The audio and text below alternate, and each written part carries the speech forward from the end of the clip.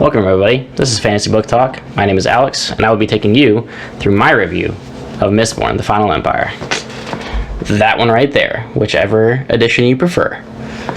So this book was actually kind of a reintroducing myself to fantasy this year. Haven't read a book really at all outside of textbooks and things during college since I was a teenager. And I decided to dive straight in with Brandon Sanderson this year and read the entire Mistborn trilogy and the second Mistborn trilogy and a lot of other Brandon Sanderson stuff, as you can tell by the shelves behind me. All the Mistborn books are there, starting the Stormlight Archive, and I'm actually currently reading through Elantris, so lots of Sanderson. For those of you that don't know, very quick summary of this book. You follow Vin and Kelsier. Vin is your main protagonist, and the first book actually focuses also a lot on Kelsier, lots of POV chapters from him. He basically recruits Vin out of the slums, out of these, not gangs, but kind of like thieving crews, because he recognizes that she is a Mistborn. She has a lot of powers that a lot of other people don't in this world, and she will be a very valuable asset in his attempt to overthrow the Lord Ruler and the Final Empire. Now, the Lord Ruler has ruled for 1,000 years. You don't really get a whole lot of why he came into power. It's just kind of legend that he saved the world from the darkness, and there's a lot of different interpretations as to what that is. But basically, he is a tyrant. He rules with an iron fist. An entire, I guess, set of people known as the Ska are essentially slaves in the society, and noblemen look down on them. They can kind of kill them on a whim, all kinds of terrible things. They're basically subhuman in this world. Now, Vin and Kelsier and much of their crew are Ska. Kelsier is actually, I believe, a mix between a nobleman and a Ska, but his Ska roots really shine through in his attempts to overthrow the empire that's in place and really look out for the Ska that have been oppressed for so many years. I don't really want to get too much more into the summary. The world is very bleak. Ash is falling from the sky constantly, basically blotting out the sun, clouding the entire world in ash. It's pretty terrible, actually. And at night, thick mists roll in that basically scare everybody to stay indoors, and the only ones that really go out are Mistings and Mistborn. A couple of things that I actually loved so much about this book is the world building. So as I said, the ash storms in this book just sound very intense, just constantly living in this world where ash is falling from the sky, that mists are covering the night. I mean, nothing sounds great about this. There's little sunlight, not a lot of plant life grows. It's pretty bleak, terrible place for a tan, so many of these characters are probably very white. Also, what I liked is the way that Sanderson writes, at least this series, is very, not basic, but it's very straightforward. It's not flowery is the word I was looking for. Not very flowery language, not super sophisticated or like, let me show you how smart I am kind of writing. It's very easy to read, which actually helped me get through it rather quickly. That, and I just love the story so much and the characters that, I mean, this was a blast to read. I read it in a couple of days, all 700 whatever pages it was. It was great. As big of a book as it is, it's kind of surprising because these books are not thin. That's a lot of pages. It's not quite Stormlight Archive, but that's a big boy. The magic system, honestly, is going to be the best thing I could say about this book. Is Allomancy is just so awesome. So basically, if you didn't already know, Allomancy basically revolves around burning different metals. So the characters in the story ingest metals such as iron, steel, tin, copper, you name it, and it burns within them, and they get different powers. Kelsier is a Mistborn, and so is Vin. And Mistborn can burn all the metals, making them insanely powerful. And their power level grows basically with their knowledge and experience with each of these metals. Now, some other characters, such as Breeze, who is a soother, they burn a different metal and they can soothe crowds, they can riot people's emotions, basically just kind of dulling their senses and making them feel a certain way. It's not really mind control, but they can mind control a little bit of just like pushing different emotions away while setting on others a little bit more strongly to make somebody feel more passionate or more angry or more calm. people that are known as coin shots can push on different metals. So you see a lot of these where Vin uses this pushing ability that Kelsier teaches her to basically drop coins, shoot up into the sky, basically flying, which is kind of awesome. That's probably the one that I would choose to have if I could pick one of these and not, you know, and be able to be not necessarily a Mistborn, but have some of these powers, because flying is just awesome. Now the combat is some of the most engaging, awesome fight scenes that I've ever read in a book or even seen in a movie. This basically, I don't watch a lot of anime, but reading this book made me picture just like the coolest anime fight scene that you could possibly think of every time there was a battle in this. The first battle that you see with Kelsier, all the ones with Vin, just the way that Sanderson writes combat is so engaging that I was burning through these pages, just itching for more combat because it was so well done. The only other book that I've read this year that really had me engaged in combat like that was The Rage of Dragons. Completely different way of writing, but equally amazing. The world building was fantastic. Magic system great, good fight scenes. Now specifically the characters. Vin, I didn't really fall in love with her right away. She was kind of, I don't know, maybe it's just because she was kind of like young and beaten down. She kind of had to come into her own.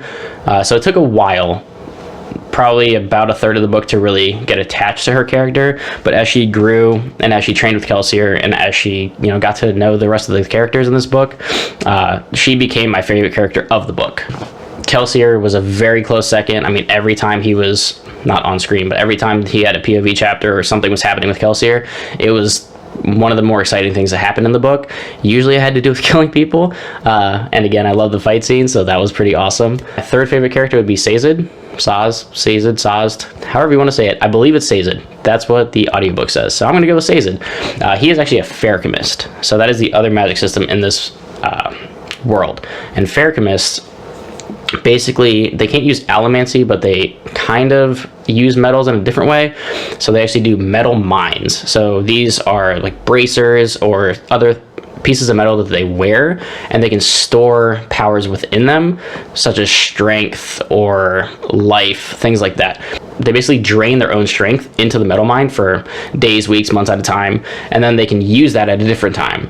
So effectively, you can drain your own strength for, say, a month. And then you can burn some of that I say burn because they tap their metal mines, I guess is what they say. But you can tap your metal mine and basically use that strength up. And either just like a burst of massive strength, or you can use it over a prolonged period of time, depending on how long you stayed weak. Basically equates to how much strength you have for, you know, extended period of time.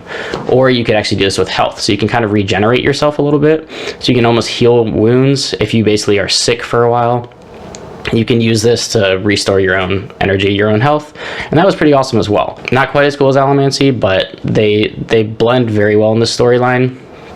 And every chapter, Sanderson basically gives you a peek into, like, you know, little droplets of here's what this does and here's what this does, and by the end of it, it all makes sense.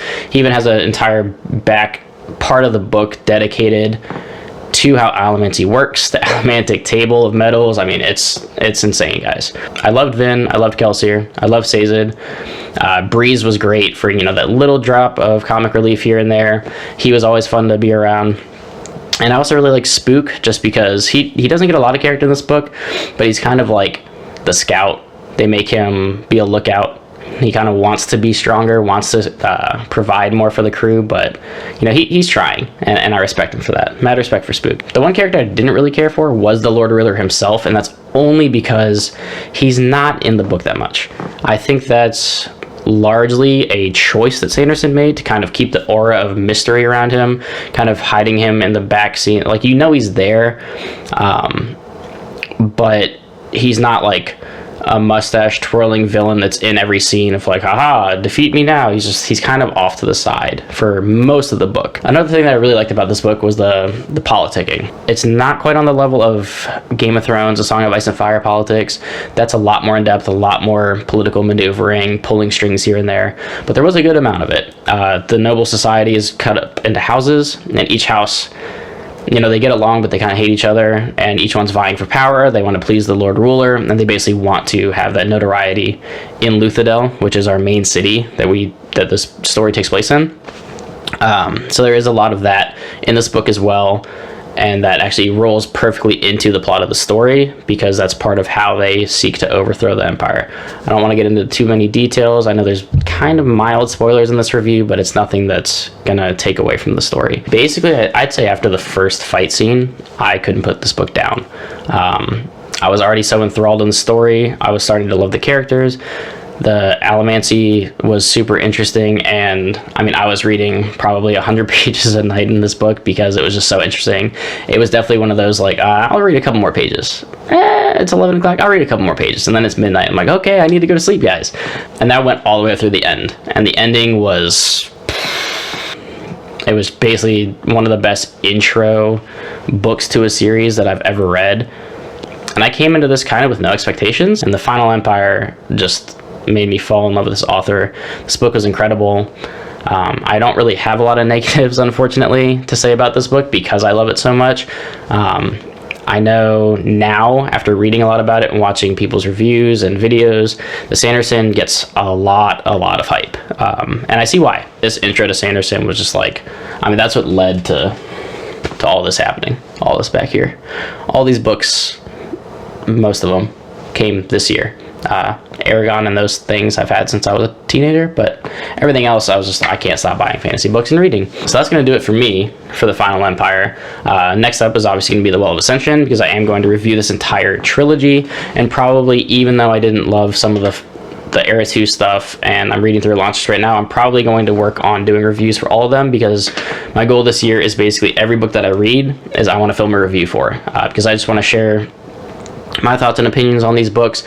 I want to get good discussions going on in the comments down below. I'm on Goodreads, I'm on Twitter, I'm on Instagram, so be sure to follow those. But if you did like this video, please like and subscribe. Comment down below. Let me know your favorite parts of this book, your least favorite parts, if you like Sanderson at all. If you love Mistborn, let me know. I'd love to have a conversation with you. Please, as always, if you do leave any spoilers, just tag it. There are a lot of people like myself who just read this book this year that might not have read this yet, and I don't want to spoil it for them because I love this book and I think it's fantastic, and I want people to understand that and go in knowing that it's good, but don't get it spoiled for themselves. So until next time, guys, that's been my review for the Final Empire.